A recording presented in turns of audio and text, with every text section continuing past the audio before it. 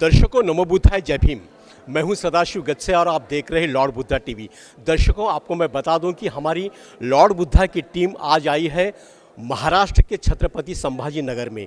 जी हां, छत्रपति संभाजी नगर में आज नाम विस्तार दिन के पूर्व संध्या पर यहाँ पर हमारी टीम आई है। तो यहाँ पर भारतीय सत्यशोधक महासंघ द्वारा बौद्धमय भारत निर्माण अंतर्गत यहाँ पे कम से कम 13 जो हिंदू धर्म को त्याग कर बौद्ध बने हैं, तो ये बौद्ध बनाने का काम, प्रेरणा देने का काम इस भारतीय सत्यशोधक महासंघ के जो अध्यक्ष है आदरणीय लक्ष्मीकांत शिंदे साहब, इनके नेतृत्व में, इनके मार्गदर्शन में यहाँ पर 13 लोग हिंदू धर्म को त्याग कर बौद्ध बन गए हैं। तो आइए सीधा उनसे बात करते हैं, लक्ष्मीकांत शिंदे साहब से। सर जी, जय भीम। सर जय भीम, नमो बुद्धाय। सर, सबसे पहले लॉर्ड बुद्धा टीवी पर मैं आपका स्वागत करता हूं और आपका जो कार्य है, इस कार्य की सराहना भी करता हूं जो आपने आज के तारीख में इन्हें नाम विस्तार दिन के पूर्व संध्या पर 13 लोगों को बौद्ध बना दिया। सर, ये कहाँ से प्रेरणा मिलती है आपको? सर, डॉक्टर बाबा साहब आम्बेडकर मराठवाड़ा नाम विस्तार दिन के पहले शहीद पोचूराम कांबळे जी के इनके कुटुंब को 5 साल पहले इसी ही नागसेन वन में आदरणीय हमारे मार्गदर्शक जी दादा कांबळे ने उनको दीक्षा दी है। जी दादा कांबळे का निर्वाण होने के बाद ये मूवमेंट गतिमान करने के लिए दर साल नाम विस्तार दिन के पूर्व संध्या को हम यहाँ पर धम्म दीक्षा का कार्यक्रम लेते हैं। आज के धम्म दीक्षा के कार्यक्रम के अंदर आज जो 13 लोगों ने दीक्षा ली है, उसमें माली समाज के है, भिल्ल समाज के है, मातंग समाज के लोगों ने दीक्षा ली है। और ये जो लोग हैं सर, ये लोग कम से कम इस संगठन के अंदर 5 से 10 साल से काम करते हैं और ये लोगों ने पूरा अभ्यास करके ही बौद्ध धम्म की दीक्षा ली है सर। जी जी जी। शिंदे साहब, हिंदू धर्म को त्याग कर 13 लोगों ने बौद्ध धर्म की दीक्षा ली, यानी किसी धर्म को त्यागना बहुत बड़ी बात है। तो इनको प्रेरणा कैसे दी आपने? ये डॉक्टर बाबा साहब आम्बेडकर ने जो मनुष्य मूर्ति को दहन किया है, 14 तड़े का आंदोलन किया है और जो हिंदू धर्म में जो ये लोगों को जो जानवरों को पानी पीने को मिलता था, आदमी को पानी पीने को नहीं मिलता है। और आज ही कुछ खेड़े के अंदर मंदिर में प्रवेश नहीं, जिससे शादी होने के बाद नवरी नवोदय जो मंदिर पे जाते हैं उसको लग्न करके उनकी धिंडे निकाली जाती है। इसी ही पैठण तालुके के अंदर लिमगांव बोल के है, संभाजी नगर के अंदर पैठण तालुके में लिमगांव बोल के है, वहाँ के मातंग समाज के लोगों को एक पूरा लग्न करके मार के उसकी आज भी धिंडे निकाले गए।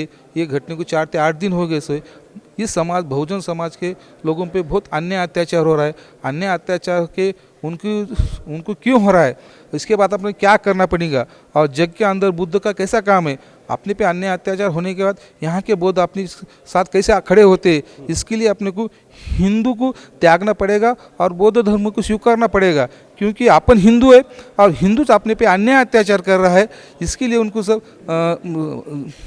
बोल के उनको ये धम्म की दीक्षा हम देनी है। जी जी जी। सर, ये 13 लोगों को किस तरह से आपने प्रबोधन किया है?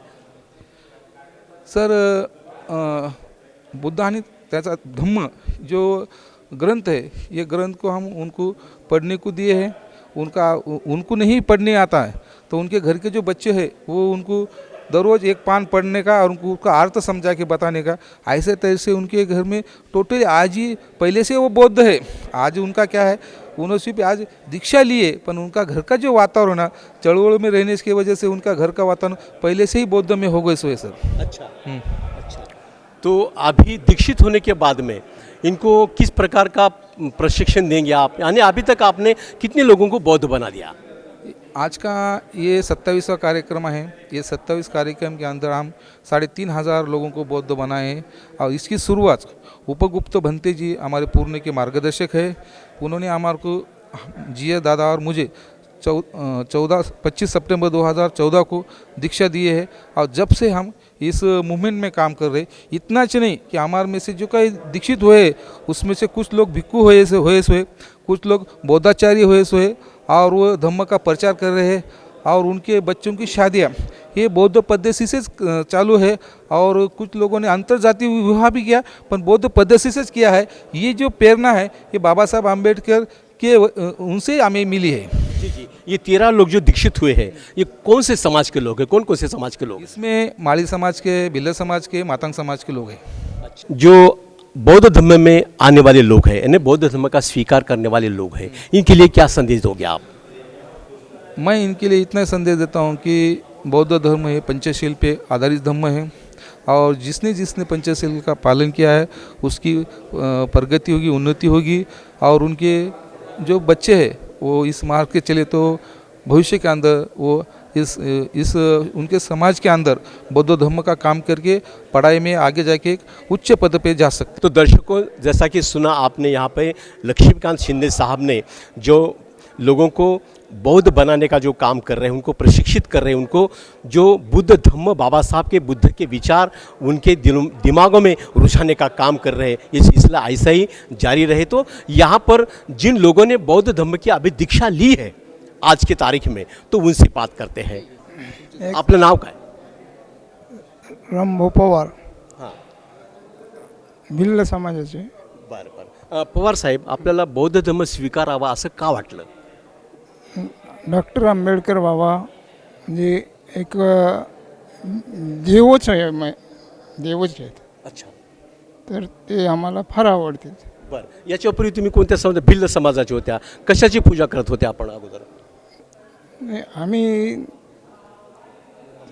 इथून मागं सगळ्या धर्माचे करीत होतो, बरं पण आता इथून पुढं आम्ही बौद्ध धर्माचे करीत. बरं. बौद्ध धर्म स्वीकारणं एक अलग गोष्ट आहे आणि आचरण करणं त्याची अलग गोष्ट आहे, बरोबर आहे. आता तुमच्या गळ्यामध्ये पंचशीलचा पट्टा आहे किंवा पंचशीलतात हे पंचरंगी ध्वजच म्हणायच्यामध्ये दस्ती आहे, काय सांगाल? कधी खोटं नाही बोलणार आम्ही, वाह वाह, खरंच बोलणार. बहुत अच्छी बात है. अभी जो दीक्षित यहाँ पे लोग हुए हैं, हम झूठ नहीं बोलेंगे, क्यों तो बाबा साहब ने बुद्ध का विचार ही झूठ पर आधारित नहीं है, सच्चाई पे आधारित है. तो मेरे साथ में और भी कुछ लोग जुड़े हैं जिन्होंने यहाँ पे बौद्ध धर्म की दीक्षा ली है. भीमा हरिभाऊ नाडे. हां भीमा हरिभाऊ नाडे. हां, याच्यापूर्वी आपण कोणत्या समाजाचे होते? मातांग. मातंग समाजाचे होते. तुम्हाला बौद्ध धर्म स्वीकारावा असं का वाटलं? चांगलं वाटलं. कोण सांगितलं तुम्हाला बौद्ध धर्म स्वीकारायला? शिंदे सरनी. हां, शिंदे सरनी. बरं. शिंदे सरांनी तुम्हाला काय काय शिकवलं, काय काय सांगितलं बौद्ध धर्माविषयी, बुद्धाविषयी, बाबासाहेबांविषयी? सांगितलं ते खोटं बोलायचं नाही. असं. यानंतर आता तुमचा नवा जन्म झालेला आहे, बरोबर आहे. बौद्ध धर्म स्वीकारला म्हणजे नवा जन्म झालेला आहे. मग आता तुम्ही कसं वागणार आहात भविष्यामध्ये? चांगलं वागणार आता.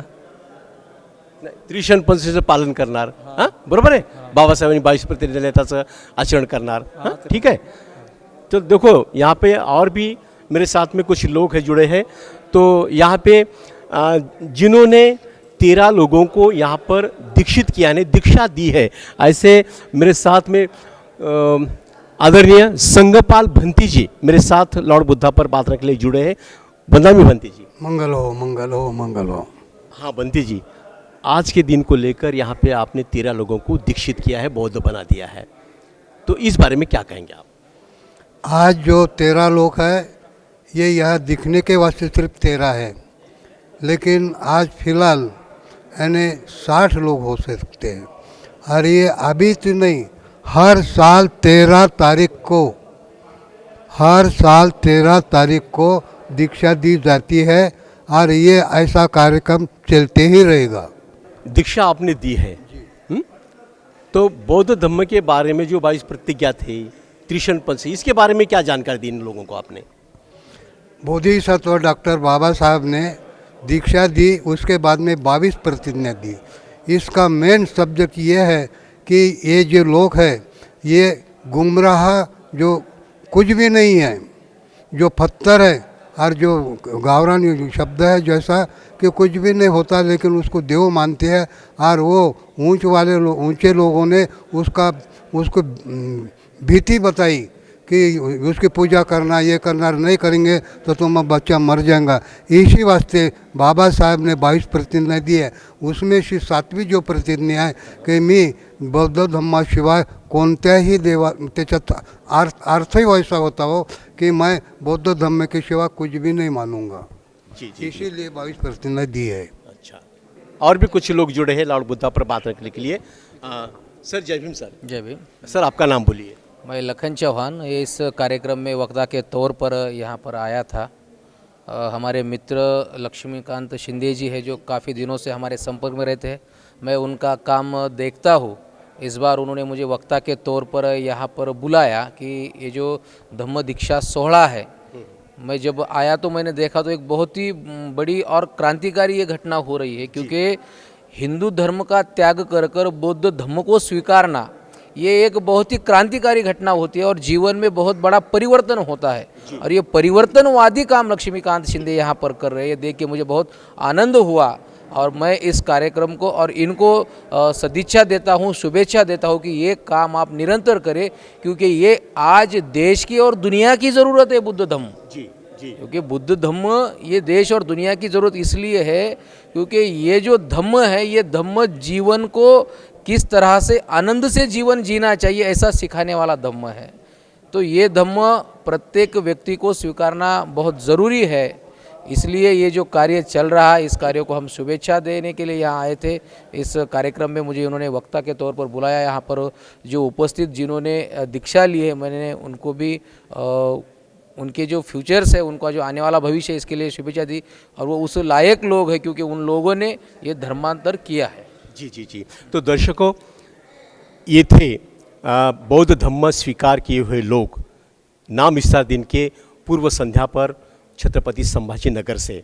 दर्शकों, भारतीय सत्यशोधक महासंघ द्वारा बौद्ध भारत निर्माण अंतर्गत इसके जो अध्यक्ष है आदरणीय लक्ष्मीकांत शिंदे साहब के माध्यम से आने वाले दिनों में ऐसा ही उनके हाथों से काम हो और ज़्यादा से ज़्यादा बुद्ध धम्म का विचार, बाबा साहब का विचार लोगों में रुझाने की उन्हें प्रेरणा मिले, उनके हाथों से ज़्यादा लोग बौद्ध बने, ऐसे उनके प्रति मैं मंगल कामना जताता हूँ और मेरी बात को यहाँ पर विराम देता हूँ। नमो बुद्धाय, जय भीम।